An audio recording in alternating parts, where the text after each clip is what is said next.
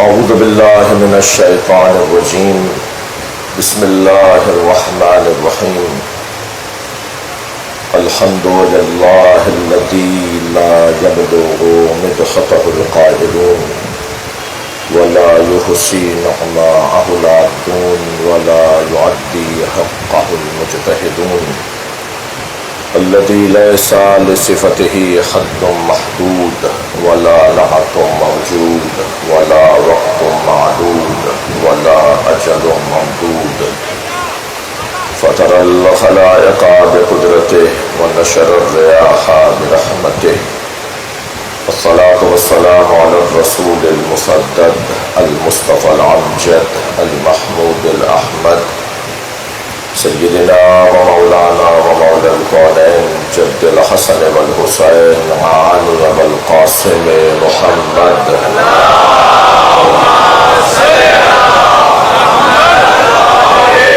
وآله الطيبين الطاهرين المعصومين الذين قال الله إنما يريد الله ليذهب عنكم الرجس أهل البيت ويطهركم تطهيرا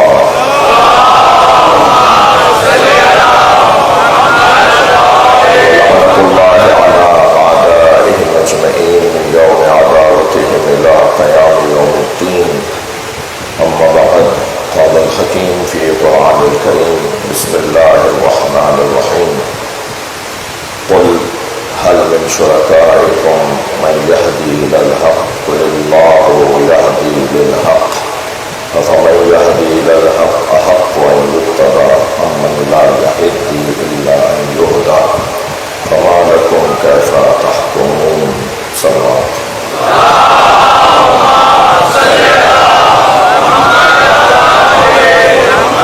اور بہتر بلند صلوات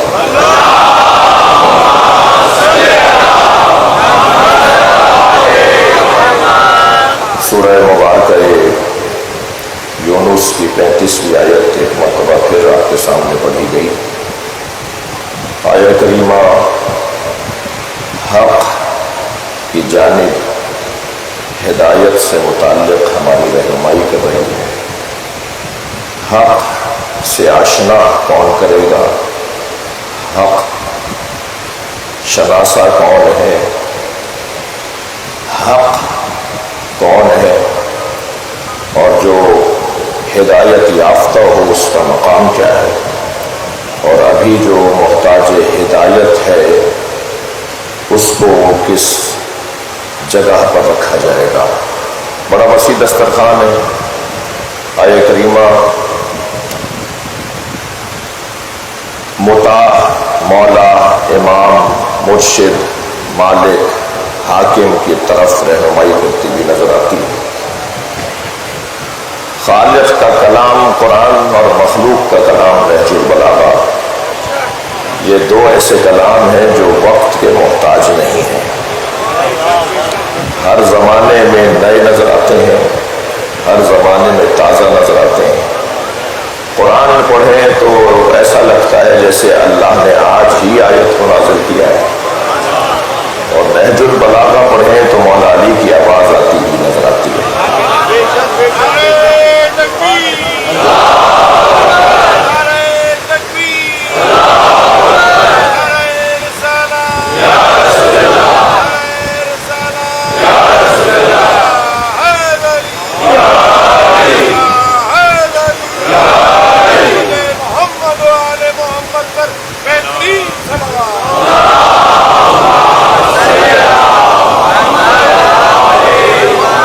خالق کا کلام اور خالق کے کلام کی تفسیر، کلام نبی اور کلام علی اور کلام ائمہ اہل بیت خاص طور پر ہمیشہ تازہ، نئے اور روشن اور روشنی فراہم کرتے ہوئے نظر آتے ہیں.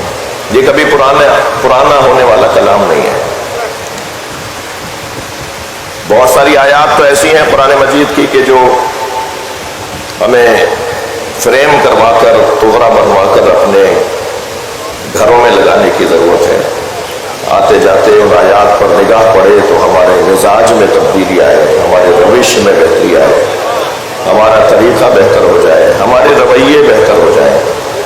اہل علم تشریف فرما ہے، ہر شعبے کا کوئی لباس ہوتا ہے، اس لباس کے ذریعے سے پہچانا جاتا ہے فرد کہ یہ پولیس مین ہے، یہ فوجی افسر ہے، یہ ڈاکٹر ہے، یہ وکیل ہے، یہ جج صاحب ہیں، مثلاً یہ عالم دین ہے، یہ مثلاً دانشور ہیں، یہ فلاں شعبے سے تعلق رکھتے ہیں۔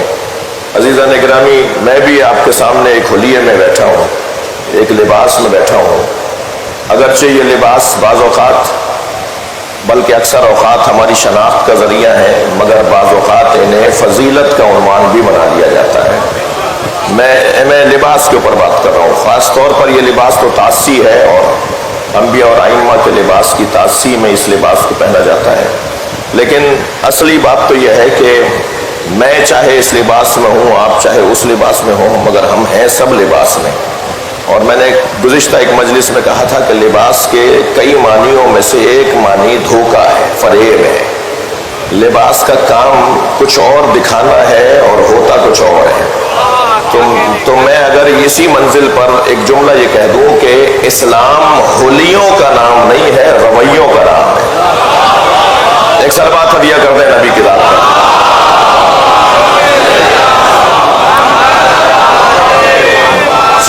جتنا اب میں سے جیسے ہماری سکھ برادری کے دوست بھی یہاں تشریف فرما ہے، تو ان کا اپنا لباس ہے، ہندو برادری کا اپنا لباس ہے، اور خاص طور پہ ہر شعبے سے متعلق تو یہ جو لباس پہنے میں نے، یہ لباس بہرحال ہمیں فضیلت کا عنوان نہیں بلکہ شناخت کا ذریعہ ہے۔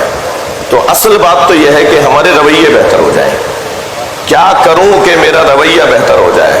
کیا ہو کہ رویے ہمارے اسلامی ہو جائے؟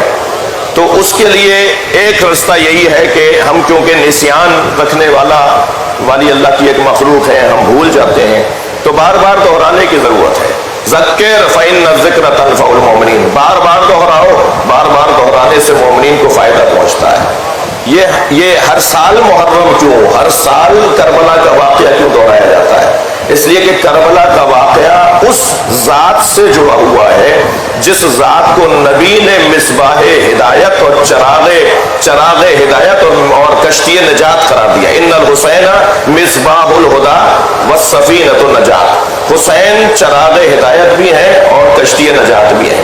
اب اگر امت کو ہدایت چاہیے تو بھی حسین کے پاس آنا ہوگا، اور اگر امت کو روشنی چاہیے تو بھی حسین کے درگاہ پر آنا ہوگا۔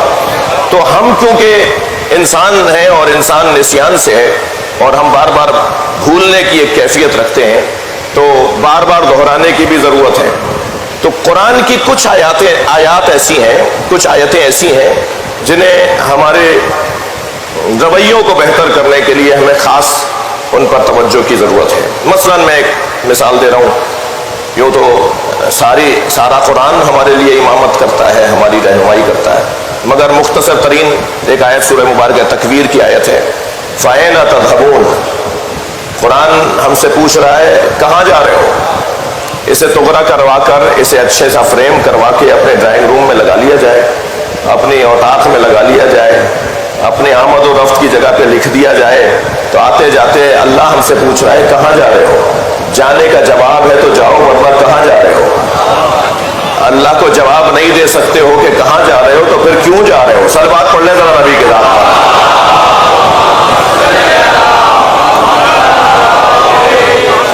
ایک اور بلند صلوات۔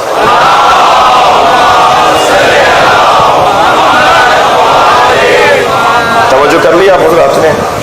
بہت واضح بات ہے۔ اب اس آیہ کریمہ کو جسے میں نے امامت کے عقیدے کے عنوان پر آپ کے لیے روزانہ کی طرح آج بھی تلاوت کیا، اللہ اس آیت میں ایک موٹا سا سوال کر رہا ہے، ایک روشن سی بات ہو رہی ہے، ضمیر جھنجھوڑنے کا پیغام ہے۔ جیسے مردوں کو اسماء افہم کہا جاتا ہے، اس آیہ کریمہ میں اللہ زندوں کو اسماء افہم بول رہا ہے۔ سن سمجھ، فما لکم کیف تحکمون، کیسے فیصلے کرتے ہو، کیسی رائے قائم کرتے ہو؟ کیا تم دیکھتے نہیں ہو کہ جس کو ابھی ہدایت کی ضرورت ہے، جو ابھی محتاج ہدایت ہے، تم اس کے پیچھے کہاں لگ رہے ہو؟ اطاعت تو اس کی کرنی ہے جو حق تک پہنچ چکا. ایسے ہی دوسری آیات کے اندر پروردگار عالم نے کبھی ارشاد فرمایا کہ افمن کان مومنا کمن کان فاسقا لا یستوون. خبردار، مومن اور فاسق ایک جیسے؟ تم مومن اور فاسق کو ایک جیسا سمجھتے ہو؟ مومن اور فاسق ایک جیسے نہیں ہو سکتے. مومن کو اہمیت اور فضیلت دینی ہے اور فاسق سے اپنی جان بچانی ہے، اپنا عقیدہ بچانا ہے، اپنے آپ کو بچانا ہے. ایسے ہی پروردگار عالم نے سوال کیا کہ هل يستوي الذين يعلمون والذين لا يعلمون، کیا جاننے والے اور نہ جاننے والے برابر ہو سکتے ہیں؟ ایسے ہی افمن يهدي الى الحق احق ان يتبع ام من لا يهدي الا ان يهدى، کیا جس نے حق پہچان لیا ہے، جو ہدایت یافتہ ہے، اس کا حق نہیں ہے کہ اس کی اتباع کی جائے؟ اور تمہیں کیا ہو گیا ہے کہ تم اس کی اتباع کرنے لگ جاتے ہو جو ابھی خود محتاج ہدایت ہے؟ تو بس عزیزو، اصلی مضمون آپ کے حوالے میں نے کیا، اور وہ یہ کہ اتباع اور اطاعت اس وجود کی کرنی ہے کہ جس کے ہاں یہ کمال اور یہ معیار پایا جاتا ہو. سب سے پہلی بات تو یہ کہ اللہ نے ہدایت اپنے اوپر لی ہے. اللہ ہادی مطلق ہے جی. انا لنا للآخرۃ انا لنا للآخرۃ والاولی، آخرت میرے ہاتھ میں ہے. انا ہدینا لنا، اور ہدایت بھی ہمارے لیے ہے، میں ہی ہدایت دوں گا. اب جو ہدایت دینے والا وجود ہے وہ طے کرے گا کہ تمہارے لیے ہادی کون ہے. لہذا جس نے ہدایت دینی ہے اسی نے نبی بھی مقرر کرنا ہے، کیونکہ نبی کا کام خبر پہنچانا ہے. جس نے ہدایت دینی ہے اسی نے رسول کا بھی تقرر کرنا ہے، اس لیے کہ رسول کا کام خبر سمجھانا ہے. جس کا کام ہدایت دینا ہے وہی امام کا تقرر بھی کرے گا، اس لیے کہ امام کا کام ایصال الی المطلوب ہے، یعنی منزل تک پہنچانا. نبی کا کام ہے خبر پہنچانا، وما علینا الا البلاغ. رسول کا کام ہے خبر سمجھانا، لیکن امام کا کام ہے منزل اور مطلوب تک لے جانا. اور ابھی کیونکہ قیامت نہیں آئی تو امام کی ضرورت ہے. ہر زمانے میں جس ہادی کی ضرورت ہے وہ اللہ ہی کی طرف سے مقرر ہوگا. عزیزو، ذرا اہمیت تو دیکھیے اس نظریہ امامت کی، اس عقیدہ امامت کی. کہ حدیث ہے جیسے میرے بھائیوں نے بھی اپنی کتابوں میں معتبر حدیث کہہ کر، صحیح حدیث کہہ کر، بلکہ حسن حدیث کہہ کر یاد کیا ہے، اور علماء شیعہ نے بھی اسے اپنے ہاں بہت اہمیت کی حامل حدیث قرار دیتے ہوئے اسے خاص جگہ دی ہے. من ماتا ولم یعرف امام زمانہ فقط ماتا میتۃ جاہلیہ، جو مر جائے اور اپنے زمانے کے امام کی معرفت نہ رکھتا ہو تو وہ جاہلیت کی موت مرا. آپ کی توجہات میرے ساتھ ہیں، میں اس منزل پر کچھ دیر آپ کے ساتھ رکنا چاہتا ہوں. پہلے تو اس حدیث مبارکہ کے اندر اس بات کی طرف ہماری رہنمائی کی کہ امامت کے بغیر اور پھر معرفت امام کے بغیر جینا ایسے ہی ہے کہ جیسے کفر کی زندگی. اچھا، جو مر جائے اور اسے اپنے زمانے کے امام کی معرفت نہ ہو وہ کفر کی موت اور جاہلیت کی موت مرا. میرے بچوں، جوانوں، موت زندگی کا خلاصہ ہے، موت زندگی کا اسارہ ہے، موت زندگی کا نتیجہ ہے. موت کے ذریعے سے ہی پہچانا جائے گا کہ یہ زندہ کیسے رہا، اس نے زندگی کیسے گزاری. اگر ہمیں یہ جاننا ہے کہ اس کی زندگی کیسے گزری تو دیکھیں کہ اس کی موت کیسے آئی. موت ساری زندگی کا ایک نتیجہ. لہذا حدیث کہتی ہے کہ تموتون کما تعیشون تعیشون کما تبعثون، جیسے تم مر رہے ہو گویا ایسے ہی زندگی گزاری ہے. اور جیسے قیامت میں اٹھائے جاؤ گے گویا ایسے ہی مرے ہو. تو ہمیں اپنی زندگی اگر بہتر بنانی ہے تو اس پر محنت کرنے کے بجائے ہمیں اپنی موت کو بہتر بنانے کی ضرورت ہے. میں لفظوں کو اور بہتر کرتا ہوں. جس کی موت اچھی ہو جائے اس کی زندگی خود اچھی ہو جائے گی. اچھا یہ تو حدیث میں نے آپ کو سنائی نا, میں آیت سنا دیتا ہوں تاکہ میری بات اور وزنی ہو جائے. یا ایھا الذین آمنوا اتقوا اللہ حق تقاتہ ولا تموتن الا وانتم مسلمون. اے صاحبان ایمان, خبردار تقوی پروردگار کو اس کے حق کے ساتھ اختیار کرو. ولا تموتن الا وانتم مسلمون, اور مر نہ جانا, موت نہ آ جائے مگر مرنا تو مسلمان مرنا. مسلمان جینے کو معیار قرار دیا ہوگا مگر مسلمان جینے سے زیادہ معیار ہے مسلمان مرنا. جس کی موت اسلام پر آ جائے اور جس کی موت ایمان پر آ جائے وہ اس سے بہتر ہے کہ جس کی زندگی اسلام پر تھی اور ایمان پر تھی. اس لیے کہ ضروری نہیں ہے کہ جو اسلام پر جیا وہ اسلام پہ مرے بھی, لیکن جو اسلام پر مر رہا ہے دلیل ہے کہ وہ اسلام پر جیا. یعنی مرنے کو معیار قرار دیا جا رہا ہے. بھائی اگر تھکے نہیں بیٹھے تو ایک جملہ کہہ رہا ہوں, ماضی کا اچھا ہونا کمال ہوگا, کمال یہ ہے کہ مستقبل اچھا ہو جائے. بہت سو کا ماضی بڑا اچھا تھا مگر مستقبل برباد ہو گیا, اور کچھ کا ماضی بڑا خراب تھا مستقبل ایسا اچھا ہوا کہ حور علیہ السلام ہو گیا.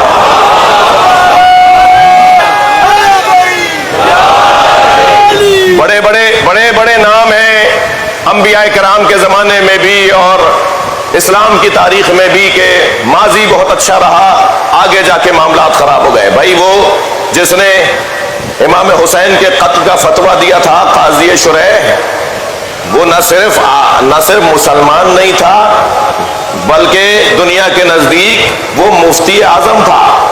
تو مجھے کم سے کم اس کے بارے میں تو ایک جملہ کہنے دیجئے کہ جو امام حسین کے قتل کو جائز قرار دے وہ مسلمان کب مر رہا ہے.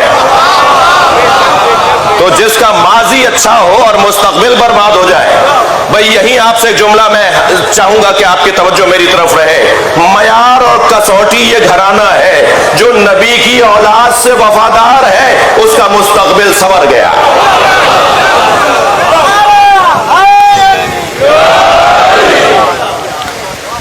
ماضی کا اچھا ہونا یقیناً ہنر ہوگا, لیکن اس سے بڑا ہنر یہ ہے کہ وَلَا تَمُوتُنَّ إِلَّا وَأَنْتُمْ مُسْلِمُونَ. خبردار مر نہ جانا, مرنا تو مسلمان مرنا. مسلمان مرنا بہت بڑا ہنر ہے عزیزوں. کیسے مریں گے مسلمان؟ کیا کریں کہ مسلمان مریں؟ نبی جیسی سرکار نہیں, علی جیسی دربار نہیں, جس کو پنجتن سے پیار نہیں اس کے کلمے پہ اعتبار نہیں. نعرہ حیدری. توجہ کر لی آپ رات میں؟ بھائی ایک سیدھی سی بات ہے, میں ان بچوں اور جوانوں کے لیے زیادہ بات کرتا ہوں, بزرگوں سے, علماء کرام سے اور شخصیات سے. وزراء تشریف فرما ہے, سیاسی دوست تشریف فرما ہے, پاکستان پیپلز پارٹی کے نمائندگان ہیں, ایم کیو ایم کے نمائندگان ہیں, شیعہ علماء کونسل کے صوبائی صدر جناب علامہ اسد اقبال زیدی صاحب تشریف فرما ہیں, شخصیات تشریف فرما ہیں. اللہ آپ سب کو اپنے امان میں رکھے. ہم طبیعتاً, مزاجاً, فطرتاً اثر پذیر بھی ہیں اور اثر گزار بھی ہیں, یعنی ہم کسی پر اثر چھوڑتے بھی ہیں. میں نے ایک سوال اٹھایا تھا, اس سوال کا جواب دینے کی کوشش کر رہا ہوں کہ کیا کریں کہ ہم مریں تو مسلمان مریں, کیا کریں کہ دم نکلے تو ایمان پہ دم نکلے. تو اس کا فارمولہ کیا ہے؟ ایک روشن فارمولہ ہے کہ ان سے دوستی کر لو کہ جن سے دوستی کرنے کا نتیجہ یہ ہے. کامیاب لوگ جو گئے ہیں تو کامیابی کے ساتھ گئے ہیں. بظاہر تو انہیں تکلیفوں کا سامنا کرنا پڑا, لیکن آج 1400 سال گزرنے کے بعد بھی کوئی مسلمان اپنے آپ کو نہیں سمجھتا جب تک کہ یا حسین نہ بولے. ٹھیک ہے, تو وہ ان ہستیوں سے تعلقات جوڑ لیے جائے, ان سے اپنے واسطوں کو بہتر کر لیا جائے, اس دروازے پر آ کر بیٹھ جائے کہ جس دروازے پر بیٹھنے والا سرخرو ہی رہتا ہے. تو میں ایک مفہوم آپ کے سامنے عرض کرنا چاہ رہا تھا کہ ہم اثر پذیر بھی ہیں مولانا، اور ہم اثر گزار بھی ہیں. ہمارے مزاج میں اثر قبول کرنا بھی پایا جاتا ہے اور اثر چھوڑنا بھی پایا جاتا ہے. کہیں ہم اثر چھوڑتے ہیں، کہیں اثر ہم چھوڑتے ہیں اور کہیں سے اثر لیتے ہیں. جہاں سے ہم اثر لیتے ہیں وہ جگہ وہ ہوتی ہے جہاں ہم کمزور ہوتے ہیں. یعنی جہاں ہم کمزور ہوتے ہیں وہاں اثر پذیر ہو جاتے ہیں، اور جہاں مضبوط ہوتے ہیں وہاں اثر گزار ہو جاتے ہیں. ایسا ہی ہے، ہم بہت سے لوگوں پہ اثر انداز ہو رہے ہوتے ہیں اور بہت سے لوگوں کا اثر ہمارے پر ہو رہا ہوتا ہے. ایسا ہی ہے. اب یہاں آپ نے دیکھا کہ ایک بڑی تعداد ہمارے وطن سے باہر دو غرض سے جا رہی ہے، جو بہت اچھا نہیں ہے. دونوں غرض اچھی نہیں ہے. ایک تو غرض ہے حصول تعلیم کے لیے جانا، تو کیا ہی بہتر ہو جائے کہ ہمارے وطن کے اندر تعلیم اس معیار کی ہو جائے کہ باہر والے یہاں آنے لگے. بھئی ہمیشہ آپ ہی جائیں گے کیا کہیں پڑھنے کے لیے؟ آپ کا تعلیمی معیار بھی تو اتنا اونچا ہونا چاہیے نا کہ یورپ کے لوگ، امریکہ کے لوگ، آسٹریلیا کے لوگ، وہ انگریز بھی یہاں پڑھنے کے لیے آئے. تو ہمیں تو اس مملکت کو یہاں تک لے جانے کی بات ہے. اور میں اس وقت میں یہ بات کروں تو زیادہ ہی اچھا ہے، اس لیے کہ صاحبان اختیار اور صاحبان اقتدار لوگ بھی تشریف فرما ہے کہ یہ ان کے کان میں اگر میری بات رہ گئی، اور شاید ان کے ذہن میں مجھ سے زیادہ اچھے خیالات ہوں، مگر ایک بات رہ گئی تو شاید کسی فورم پر یہ بات کر سکیں. تو ہم اس مملکت کو، تین ہی تو مملکتیں ہیں دنیا میں جو نظریات کی بنیاد پر بنی ہے. ایک یونان، ایک اسرائیل، ایک پاکستان. جی، ایک مسیحی مملکت، ایک یہودی مملکت، ایک مسلمان مملکت. تو یہودی مملکت تو کہاں تک پہنچ گئی مجھے ضرورت ہی نہیں ہے اس پاک ممبر سے بتانے کی. اور مسیحی مملکت کہاں تک پہنچ گئی یہ بھی مجھے آپ کو بتانے کی ضرورت نہیں ہے. ہم 75 سالوں میں 76 سالوں میں کہاں کھڑے ہیں؟ تو ہمیں بھی کچھ کرنے کی ضرورت ہے یا نہیں؟ اللہ کرے پاکستان جیسا ہونا چاہیے تھا ایسا ہو جائے. اس دعا کی قبولیت کے لیے بلند صلوات پڑھیں.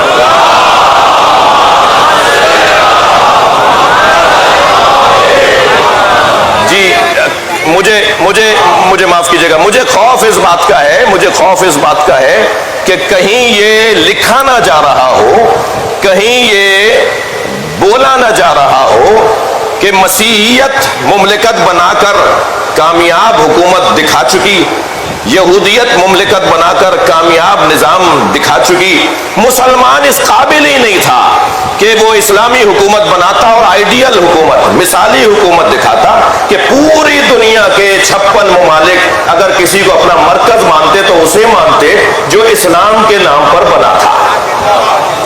میرا تو خوف اس طرف زیادہ بڑھتا چلا جا رہا ہے کہ کہیں صلوات پڑھ لیں ذرا محمد و آل. لیکن نہیں، نا امیدی کفر ہے بھائی.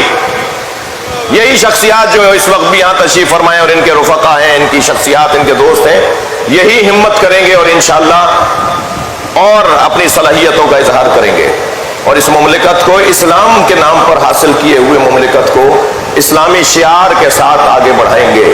ہم ملک سے باہر جا رہے ہیں پڑھنے کے لیے، جی ملک سے باہر جا رہے ہیں روزگار کی تلاش کے لیے. دونوں سبب اچھے نہیں ہیں باہر جانے کے. روزگار بھی یہاں اتنا مضبوط ہونا چاہیے تھا اور تعلیم بھی اس معیار کی ہونی چاہیے تھی کہ جس معیار کی تعلیم دنیا میں پائی جاتی ہے. مگر بہرحال اطلبوا العلم ولو بالصین، چین بھی جانا پڑ جائے تو علم حاصل کرنے کے لیے جاؤ. وہ تو سرکار نے ہمارے لیے دروازے کھول دیے، سرکار نے ہمیں رستے دے دیے کہ علم حاصل کرنا ہے چاہے تمہیں کہیں سے بھی مل رہا ہو. مگر یہ بھی بچوں ذہن میں رہے کہ الحکمت ضالۃ المومن اینما وجدہا خذہا. حکمت مومن کی گمشدہ میراث ہے، جہاں سے ملے وہاں سے لے لو. یہ حدیث پڑھنے کے بعد یہ مت کہا کرو کہ جہاں سے چاہیں ہم علم لے لیں. حدیث کا پہلا فقرہ زیادہ غور طلب ہے. مومن ہو جاؤ پھر جہاں سے جو چاہے مل لے لو. پہلے اپنے ایمان کو تو مضبوط کرو. مومنوں سے بات ہو رہی ہے کہ جہاں سے جو ملے لے لو. ابھی میں مومن ہی اگر نہیں ہوں تو پھر میں اگر کسی سے لینے جاؤں گا تو میں اس کا اثر لوں گا. وہ جو خطرناک بات میں محترم مجمع کے حوالے کرنا چاہ رہا ہوں، خطرناک بات کی طرف توجہ دلانا چاہ رہا ہوں، وہ یہ کہ جب ہم باہر جاتے ہیں، چاہے وہ روزگار کی تلاش میں جا رہے ہوں، چاہے وہ حصول علم کی تلاش میں جا رہے ہوں، تو ہم وہاں سے اثر لے رہے ہوتے ہیں. ایسا ہی ہے. اگر مجھے میری بات پر آپ کو وہ نہیں ہے تو ذرا دوبارہ اس زاویے سے دیکھیے گا. ہمارے بچے جب وہاں سے چھٹیوں پر آتے ہیں، اپنے عزیزوں سے ملنے آتے ہیں، تو ان کا لہجہ، ان کی چال، ان کا حلیہ، ان کے بولنے کا انداز بتا رہا ہوتا ہے کہ یہ بچہ پاکستان کا نہیں ہے، یہ بچہ کسی اور مملکت سے آیا ہے. اور اگر اس سے پوچھ لیا جائے بھائی تم کہاں سے آئے ہو تو کہاں کے ہو، کہا جی میں پاکستان کا ہوں، تو تمہارا طریقہ تو پاکستان والا نہیں. کیا کروں، میں اس ماحول میں رہتا ہوں نا، اس کا اثر میرے اوپر ہو رہا ہے. بھائی مسلمان کا کام تو یہ ہے کہ اثر چھوڑے، اثر گزار بنے، جن کے پاس محمد مصطفیٰ جیسا وجود ہو، جن کے پاس علی ابن ابی طالب جیسا وجود ہو، جو کربلا رکھتے ہیں وہ اثر گزار ہوتے ہیں، اثر پذیر نہیں ہوتے. نعرہ تکبیر، نعرہ رسالت، نعرہ حیدری، لبیک یا حسین.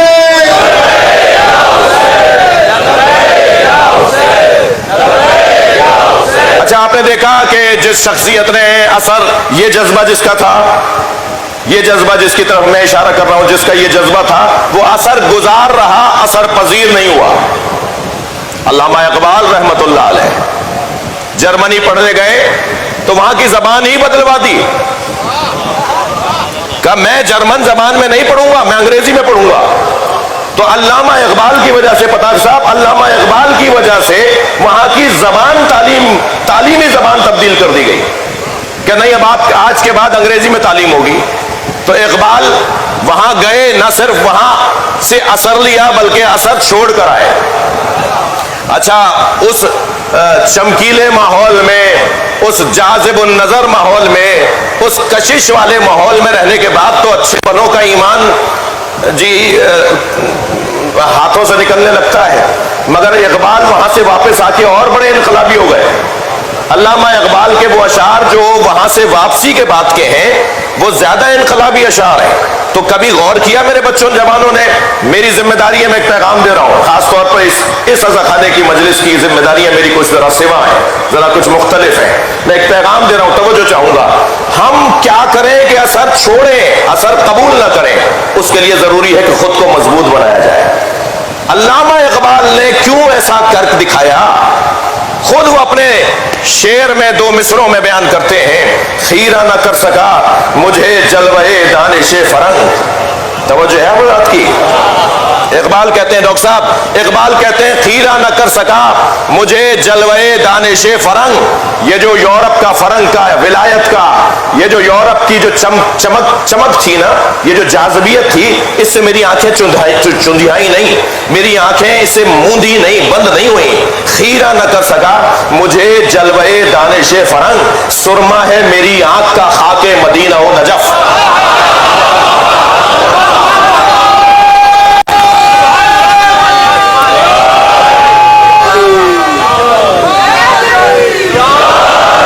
جس کی آنکھ میں مدنی سرما لگا ہوا ہو، جس کی آنکھ میں نجفی خاک کا سرما لگا ہوا ہو، اسے تو مدینے کی نگاہوں سے دیکھنا ہوتا ہے، اسے تو نجفی آنکھوں سے دیکھنا ہوتا ہے. میرے بچوں جوانوں، اگر سرخ شیشوں کی اینک لگا لو گے نا تو تمہیں کچھ اور نظر آئے گا. میں کیا کروں کہ چھوٹا بچہ بھی بیٹھا ہے تو ایک رقیق سی، ایک عامیانہ سے مثال ہے، سرخ شیشوں کی اینک لگے گی نا، شلجم بھی چقندر نظر آئے گا. جی، کربلا کی اینک لگا لو تاکہ کربلا کی آنکھوں سے دیکھا جائے.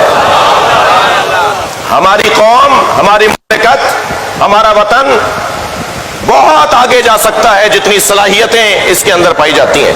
اور وہ اگر آگے جائے گا بھی تو اسی بنیاد پر کہ ان کے دلوں کا حاکم مصطفی وجود ہے، ان کے دلوں کا حاکم حیدر کرار کا نام ہے.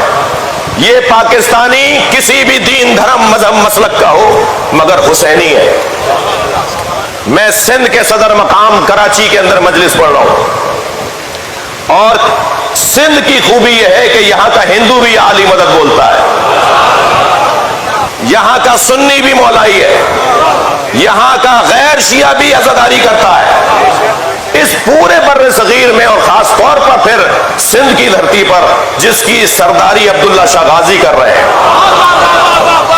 جس کا دل شاہ لطیف بھٹائی ہے، جس کا دماغ شہباز قلندر ہے، اس صوبے کے اندر جس انداز سے اہل بیت سے محبت کا اظہار ہوتا ہے، یہ بہت بڑی دولت ہے۔ مجھے نہیں معلوم کہ جتنی اس کی قدر ہمیں کرنی چاہیے اتنی ہم قدر کر رہے ہیں یا نہیں کر رہے ہیں۔ یہ اللہ کا ہم پہ کرم ہے، اور اس نعمت عظمیٰ کو محفوظ رکھنے کا اہتمام اور انتظام ایک یہی مجلسیں، یہی ذکر کربلا ہے۔ بار بار دہراؤ بھائی، بار بار دہرایا جائے۔ من ماتا ولم یعرف امام زمانہ فقط ماتا میتۃ جاہلیہ، جو مر جائے اور اپنے زمانے کے امام کی معرفت نہ رکھتا ہو وہ جاہلیت کی موت مرا۔ اچھا، تھوڑا سا میں اہل علم سے بھی دعا لینے کے لیے اور اپنے محترم مجمع سے بھی دعائیں چاہنے کے لیے ایک بحث، ایک گفتگو آپ کے سامنے رکھنا چاہ رہا ہوں۔ یہ جو لہجہ ہے نا، من ماتا ولم یعرف امام زمانہ فقط ماتا میتۃ جاہلیہ، جو مر جائے اور اپنے زمانے کے امام کی معرفت نہ رکھتا ہو وہ جاہلیت کی موت مرا، اس لہجے کی ایک اور حدیث بھی ہے، اور وہ حدیث ہے کہ من ماتا بغیر وصیت ہی ماتا میتۃ جاہلیہ، جو مر جائے بغیر وصیت کیے ہوئے وہ جاہلیت کی موت مرا۔ اچھا، لہجہ تو ایک جیسا ہی ہے، جو امام کی معرفت کے بغیر مرے وہ جاہلیت کی موت مرا، جو وصیت کے بغیر مرے وہ جاہلیت کی موت مرا۔ چلیں میں اپنی بات کو اور ذرا مضبوط بنانے کے لیے دو مثالیں اور دیتا ہوں۔ ایک جگہ حدیث مبارکہ میں رہنمائی ہو رہی ہے، لا صلاۃ الا بفاتحۃ الکتاب، لا صلاۃ الا بفاتحۃ الکتاب، نماز قبول ہی نہیں ہے، نماز ہے ہی نہیں مگر یہ کہ اس کے اندر سورہ فاتحہ کو لازم پڑھا جائے۔ یعنی سورہ فاتحہ اگر الحمدللہ ہے رب العالمین سے والضالین تک، یہ سورہ فاتحہ اگر نماز میں نہ پڑھی جائے تو لا صلاۃ، نماز نہیں ہے، نماز باطل ہے۔ اچھا، میں ایک مجلس میں کہہ چکا ہوں، مجھے بار بار تکرار کرنے کی ضرورت نہیں ہے کہ جو بات بھی یہاں سے کی جائے وہ بات کی جائے جو سنی کو بھی قابل قبول ہو، ان کے مدارک میں اور ان کے کتابوں میں بھی وہ بحث موجود ہو۔ یہ والی جو گفتگو ہے لا صلاۃ الا بفاتحۃ الکتاب، یہ سنی شیعہ دونوں کے ہیں، یعنی اہل سنت بھی بغیر سورہ فاتحہ کے نماز ان کے ہاں بھی نہیں ہے، شیعوں کے ہاں بھی بغیر سورہ فاتحہ کے نماز نہیں ہے۔ دوسرا سورہ آپ کو اختیار ہے، کوئی سا بھی پڑھ لیجئے، مگر سورہ فاتحہ میں اختیار نہیں ہے کہ اس کی جگہ کچھ اور پڑھ لیجئے، وہ پڑھنا ہی ہے، ٹھیک ہے۔ لا صلاۃ الا بفاتحۃ الکتاب، یہ والی حدیث۔ اسی طرح ایک اور حدیث بھی ہے، لا صلاۃ لجار المسجد الا فی مسجد، مسجد کے پڑوسی کی نماز باطل ہے مگر یہ کہ اس کی نماز جائز ہے تو وہ مسجد میں ہے۔ جائیے گا نہیں، بیچ میں سے اٹھ کے کوئی نہ جائے۔ میری مراد یہ ہے کہ بحث کو تمام سن کے جائیں گے تو پھر ورنہ بعد میں کلپ چلے گا کہ مولانا نے پتہ نہیں کون سا نیا فتویٰ دے دیا، جتنے بھی گھروں میں نماز پڑھتے ہیں سب کی نمازیں باطل کر دی۔ میں ایک بات آپ کے سامنے رکھنا چاہ رہا ہوں، ان دونوں حدیثوں میں یعنی امامت کی معرفت کے بغیر مرنے والے کی موت جاہلیت کی، وصیت کیے بغیر مرنے والے کی موت جاہلیت کی، ان دونوں حدیثوں میں، اور ان دونوں حدیثوں میں کہ لا صلاۃ الا بفاتحۃ الکتاب اور لا صلاۃ لجار المسجد الا فی مسجد، ان دونوں حدیثوں میں کیا فرق ہے؟ پہلے تو میں ان بچوں جوانوں سے یہ کہہ دوں اور بچوں جوانوں پہ رکھ کے کسی اور سے بھی کہہ دوں، صلوات پڑھ لیں ذرا محمد والے بھائی سے بلند صلوات، ماشاءاللہ، کہ کہیں آپ کو کوئی ایسی حدیث سننے کو ملے، پڑھنے کو ملے جو سمجھ میں نہ آ رہی ہو تو طالب علم کا کام انکار کرنا نہیں ہوتا، تحقیق کرنا ہوتا ہے، اور ہر فیلڈ کا کوئی نہ کوئی متخصص ہوتا ہے، ہر شعبے کا کوئی نہ کوئی ماہر ہوتا ہے۔ ماہر سے پوچھے بغیر رائے قائم نہ کرنا. اگر آپ ماہر سے پوچھے بغیر رائے قائم کریں گے تو کسی بند گلی کا شکار ہو جائیں گے. یہ مجھے، آپ کو، ہم سب کو اس قاعدے پہ عمل کرنا ہے. انکار کرنے والا طالب علم نہیں ہے، تحقیق کرنے والا طالب علم ہے.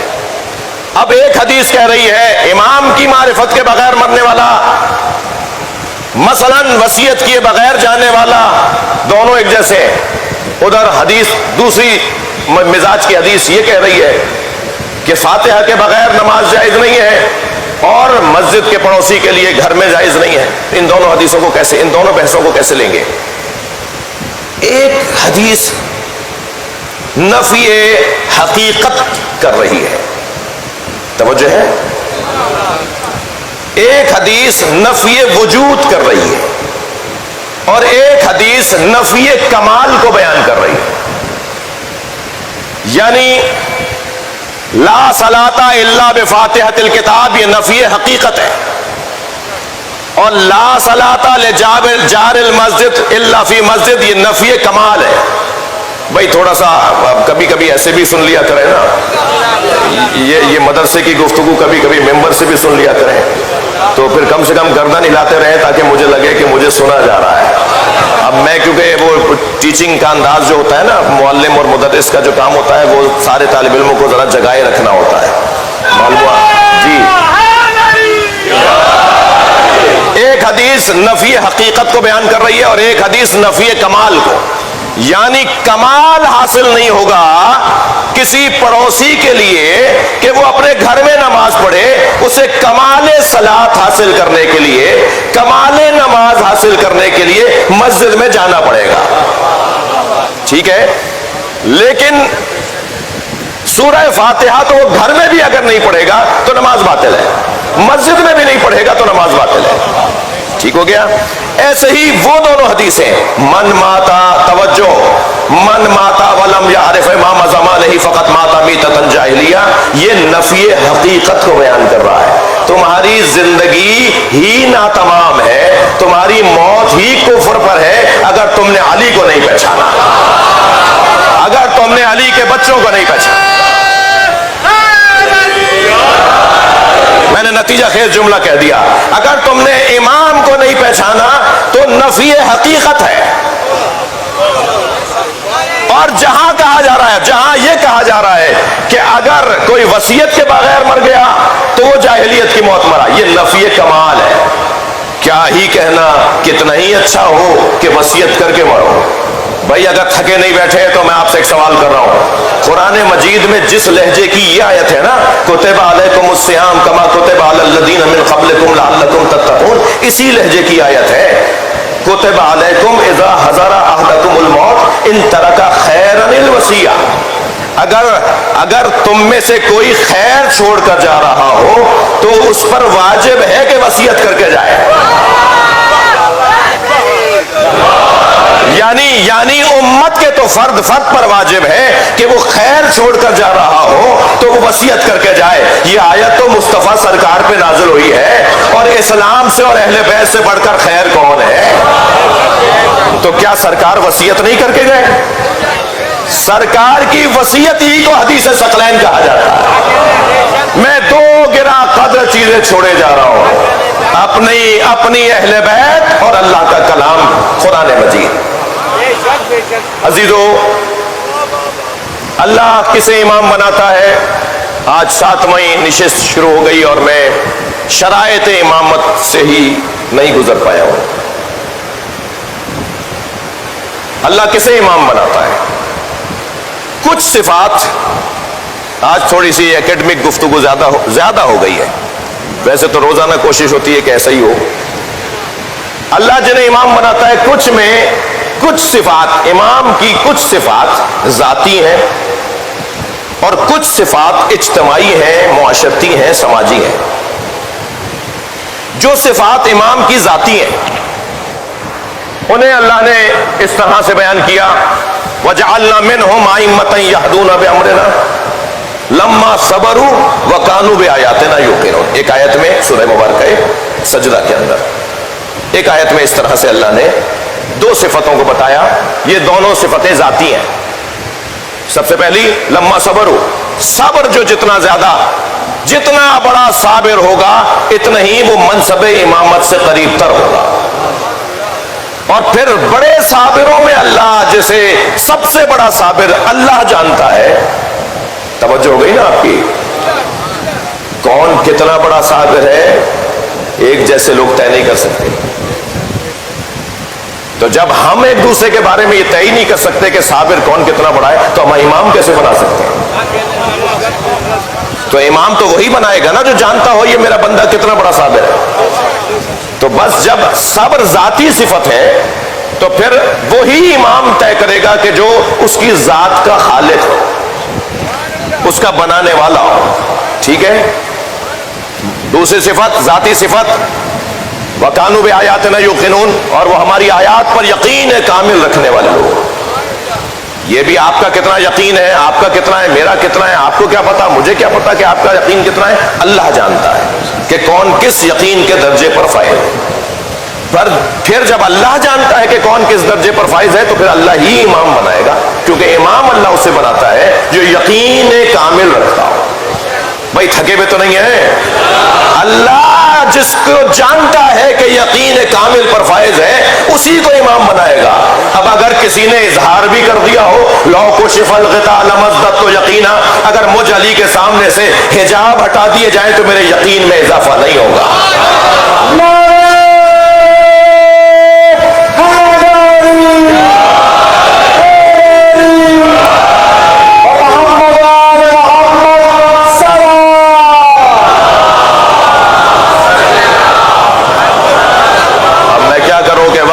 تنگ ہو گیا، بیان مسائب کا وقت صرف محدود رہ گیا ہے، مگر صرف میں چاہ رہا ہوں کہ آپ میرا ساتھ اتنا ہو دیں کہ ذاتی صفات میں اللہ نے کچھ اور صفتوں کو بھی بیان کیا ہے.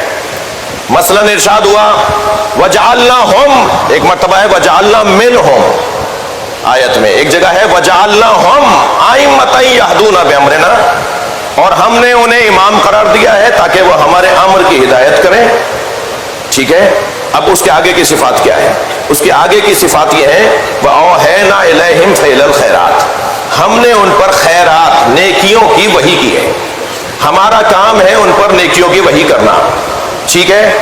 اقامت الصلاۃ و ایتاء الزکوٰۃ وَكَانُوا لَنَا عَابِدِينَ، یہ جو چوتھی صفت ہے نا امام کی کہ وہ ہمارے لیے عابد ہے، وہ ہمارے عبادت گزار ہیں، وہ ہماری عبادت کرنے والے ہیں. تو عبادت کا مسئلہ بھی ذاتی ہے. کون کتنا عبادت گزار ہے، کس کی عبادت کس درجے کی ہے، نہ آپ میرے بارے میں جانتے ہیں نہ میں آپ کے بارے میں جانتا ہوں.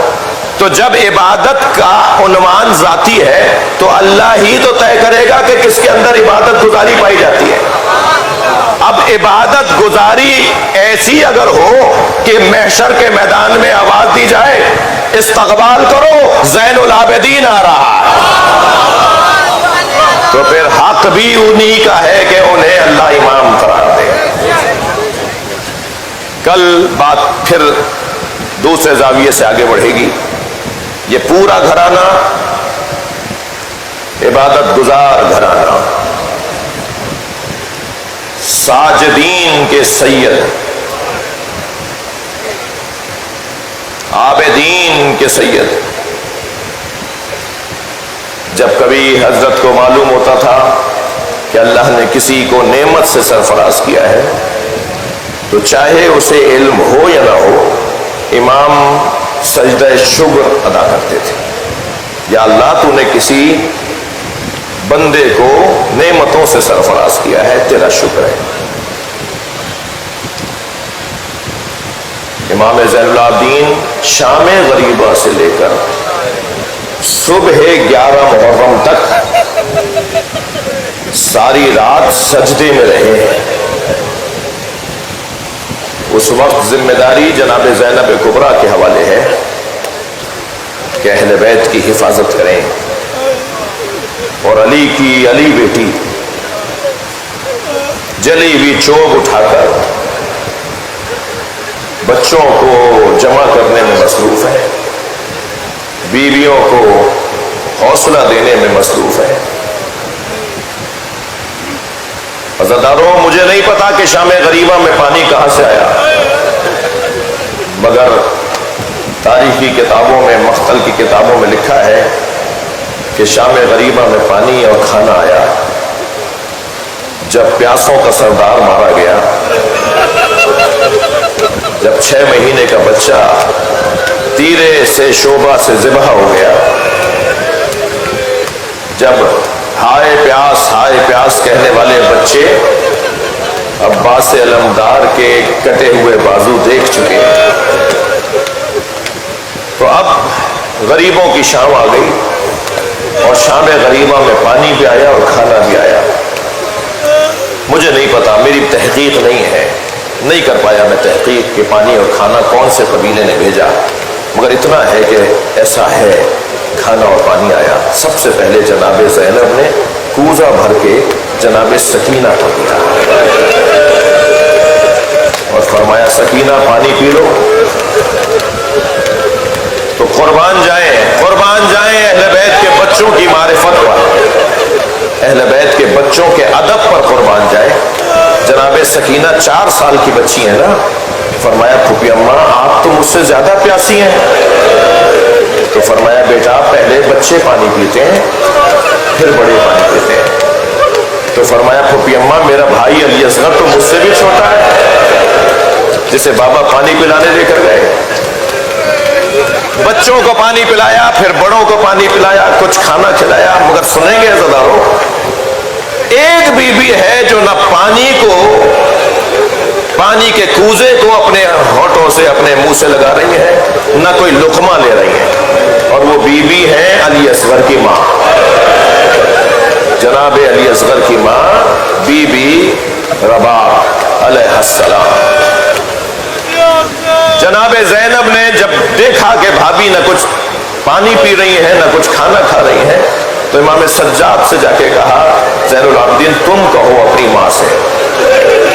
आपको मालूम है ना इमामत की मारिफत, ये इमामत की मारिफती ही तो है कि जो अली असगर को उजला सा कुर्ता पहनाकर हुसैन की गोद में दे दिया था। ये मारिफत इमाम ही तो है कि अली असगर के लाशे पर शुक्रन लिल्लाह बोलती रही, अजर कमल अल्लाह। जब इमाम सज्जाद ने फरमाया ना कि अम्मा पानी पी ले, अम्मा खाना खा ले, तो जनाब रबाब ने पानी भी पिया, कुछ खाना भी खाया। अज़ादारों अब एक ऐसा जुमला कहने जा रहा हूं जिसमें सिर्फ इशारे में बात करूंगा।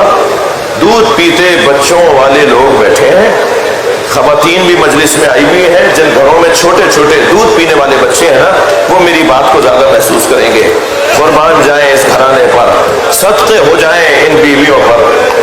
वो बीवी जिसने शाम गरीबा के बाद कुछ खाना कुछ पानी पिया, वो आधी रात को मुस्तरिब नजर आई। तो जनाब ज़ैनब ने पूछा भाभी क्या माजरा है? फरमान लगी मुझे अली असगर याद आ रहा है, मेरा बच्चा भूखा मार दिया। अजरुकुम अल्लाह। अज़ादारों आमादा हो गया मेरा मोहतरम मजमा गिरिया करने के लिए।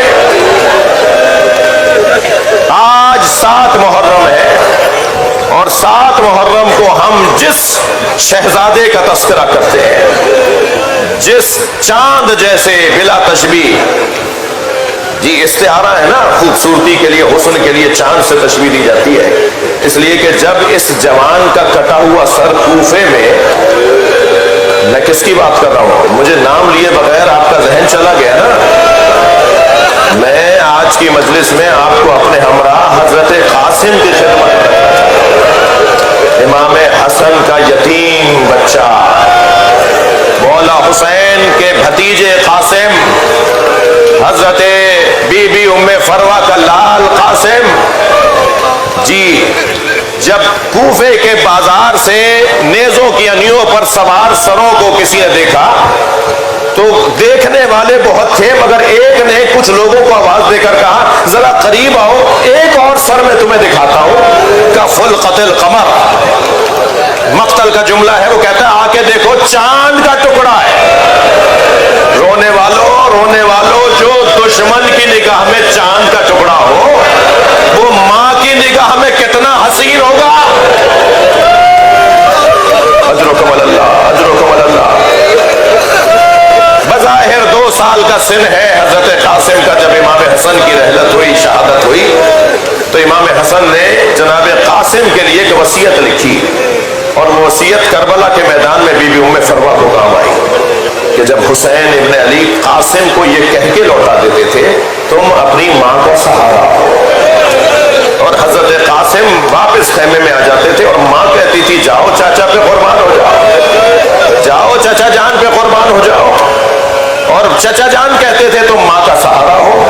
تو اس وقت امام حسن کی ایک تحریر یاد آئی، جب امام حسین کو وہ تحریر دکھائی تو پہلے تو امام نے آنکھوں سے لگایا، پھر بوسہ دیا، پھر سینے سے لگا کے کچھ دیر روتے رہے، اور پھر فرمایا عباس آؤ، علی اکبر آؤ، قاسم کو آمادہ کریں۔ اب جیسے کسی دولہا کو سجایا جاتا ہے، اجرکم اللہ اجرکم اللہ، ایسے جناب قاسم کو سجایا جا رہا ہے۔ جس انداز سے حضرت قاسم کو امام حسین نے سجایا ہے نا میدان میں بھیجتے ہوئے، کسی جوان کو ایسے نہیں سنوارا۔ حضرت قاسم کے پیروں میں رکاب نہیں آ رہی تھی، رکابوں کو چھوٹا کر کے پیروں تک پہنچایا گیا۔ حضرت قاسم کے زرہ پوری نہیں اتر رہی تھی تو وہی کرتا پہنا دیا گیا جو کرتا حسین ابن علی چاہتے تھے، اور پھر امامہ اپنے ہاتھ سے باندھا ہے امام حسین نے، اور آدھے امامے سے جو تحت الحنک کا ٹکڑا ہوتا ہے اس سے حضرت قاسم کے چہرے پہ نقاب لگا دی۔ چہرے پہ شاید نقاب اس لیے لگائی کہ چہرے سے بچپنا آیا ہوتا تھا، کہیں دشمن بچہ سمجھ کے حملہ نہ کر دے۔ یہ جوہر شجاعت دکھائے گا تو کس کا پوتا ہے خود پتہ چل جائے گا، یہ کس کی اولاد ہے خود معلوم ہو جائے گا۔ اب حضرت قاسم کو گھوڑے پر بٹھا کر امام حسین نے روانہ کیا۔ حضرت قاسم میدان کربلا میں پہنچے۔ ایک مرتبہ اس کم سن جوان نے کئی لوگوں کو فنار کیا، اور جو رجس پڑھ رہے تھے نا اس میں یہ للکار تھی کہ کوئی تم میں پہلوان ہو تو آئے، تم میں کوئی بدن والا بندہ ہو تو مجھ سے لڑنے کے لیے آئے۔ تو ارزق شامی کا ایک پہلوان بیٹا گیا، حضرت قاسم نے ارزق شامی کے پہلوان بیٹے کو فنار کر دیا۔ دوسرا بیٹا گیا، اس کے 3 بیٹے تھے، تیسرا بیٹا گیا، تینوں بیٹوں کو حضرت قاسم نے فنار کیا۔ تو ارزق شامی ایک مرتبہ انگڑائی لے کر باہر آیا اور کہنے لگا اس نے میری نسل منقطع کر دی ہے، اب میں اسے مارنے جاؤں گا۔ اور جب میدان میں یہ اترا ہے نا حضرت قاسم سے لڑنے کے لیے تو سنیں گے حیدری شجاعت رکھنے والے قاسم نے کیا کیا، دوسرے وار میں ہی اس پہلوان کو بھی فنار کر دیا۔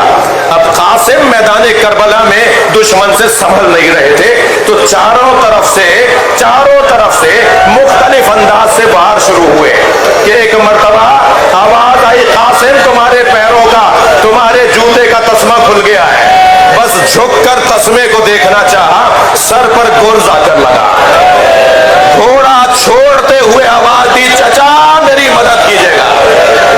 حسین مولا اجرکم اللہ اجرکم اللہ، حسین مولا گھوڑے پر بیٹھے اور گھوڑے کو اس تیزی سے دوڑایا اور یہ کہتے ہوئے آگے بڑھے تم نے میرے بھتیجے کو یتیم سمجھا ہے، تم نے میرے بچے کو اکیلا سمجھا ہے۔ دشمن یہ سمجھا کہ حسین نے حملہ کر دیا ہے، جو جہاں بیٹھا ہے اپنی آوازوں کو آزاد کرے گا۔ بس منظر بڑا عجیب ہے، جب حسین کو آتے دیکھا دشمن یہ سمجھا کہ حسین نے حملہ کر دیا ہے۔ حسین مولا سے بچنے کے لیے مشرق کے گھوڑے مغرب دوڑے، مغرب کے گھوڑے مشرق دوڑے، اور بار بار ایک آواز آتی رہی چچا میری مدد کیجئے، چچا میری مدد کیجئے۔ اب جب گرد چھٹی حسین قاسم کے بدن پر پہنچے، مجھ سے بیان نہیں ہوگا رونے والوں، کیا دیکھا لاشا پامال ہو گیا، گھوڑوں کی ٹاپوں سے بچے کا بدن کیسے لاشا اٹھایا، بس آخری جملے اس کا بیان مشکل ہے، مگر حسین مولا نے لاشا اٹھایا، گنج شہیدہ کی طرف آئے۔ دستور یہ تھا کہ جب بھی مولا حسین کوئی لاشا لے کر آتے تھے اس شہید سے متعلق بیویاں آگے بڑھ کر استقبال کرتی تھی، ہمیشہ ایسا ہوتا تھا۔ جب بھی حسین لاشا لاتے تھے اس شہید کی ماں، بہن، زوجہ، بیٹی آگے بڑھ کر استقبال کرتی تھی، حسین کو سلام کرتی تھی اور کہتی تھی ہماری قربانی قبول ہو گئی۔ لیکن جب جناب قاسم کا لاشا لے کر آئے نا تو ساری بیویاں تھیں، اس بچے کی ماں نہیں تھی۔ تو امام نے تعجب سے جناب زینب سے پوچھا بہن زینب بھابھی قاسم کی شہادت کی خبر آئی تھی، کسی نے آواز دے کر کہا جب قاسم کی شہادت کی خبر آئی تھی تو ام فروا پشت خیمہ پر چلی گئی تھی. اب جا کے جناب زینب نے کیا دیکھا، پیشانی سجدے میں ہے اور ایک تسبیح کی آواز آ رہی ہے، یا اللہ تیرا شکر ہے تو نے میری قربانی قبول کر لی. بی بی کا سجدہ مکمل ہوا، جناب زینب کی آواز آئی، بھابھی آپ کو حسین بلا رہے ہیں. آئی وہاں پر جہاں لاشا رکھا ہوا تھا. اللہ کسی ماں کو اپنے بچے کا ایسا لاشا نہ دکھائے. پامال لاشا. ایک مرتبہ امام حسین کی طرف دیکھ کر حسین مولا کو سلام کیا اور کہا اے آقا حسین، اے بھائی حسین، مجھے میرے بچے کا خون بھرا کرتا دے دیجئے. ہاں امام حسین نے نہیں پوچھا بھابھی اس کرتے کا کیا کرے گی جو تار تار ہو گیا، جو گھوڑوں کی ٹاپوں سے چاک چاک ہو گیا. مگر ماں کی آرزو تھی. امام حسین نے کچھ ہی دیر میں وہ چاک چاک کرتا، وہ خون بھرا کرتا جناب ام فروا کو دے دیا. بی بی وہ کرتا اپنے خیمے میں لے گئی. عصر عاشور سے کچھ قبل خیمے لوٹے. 11 محرم کو اسیروں کا قافلہ کوفہ گیا. کوفے سے شام گئے. شام میں اسیری رہی بہت عرصے اسیری رہی. اسیری سے رہائی ملی تو تبرکات واپس آئے. رو رہے نا، سن رہے نا. کچھ زیورات واپس آئے، کچھ چادریں واپس آئیں، کچھ بیویوں کی بالیاں واپس آئیں، کچھ لباس واپس آئے. ہر بیوی نے اپنی اپنی گٹھڑی اٹھائی ہوئی تھی. جناب ام فرما نے بھی اپنی گٹھڑی سینے سے لگائی ہوئی تھی. یہ قافلہ کربلا گیا. کربلا سے مدینہ پہنچا. جب مدینہ پہنچی نا تو بار بار کہنے لگی میرا اونٹ جنت البقیع لے جاؤ. مادر قاسم جناب ام فرما کہتی ہے میرا ناقہ جنت البقیع لے جاؤ. جب جنت البقیع میں پہنچی اپنے ناقے سے اتری، قبر امام حسن کے برابر بیٹھی، اپنی گٹھڑی کھولی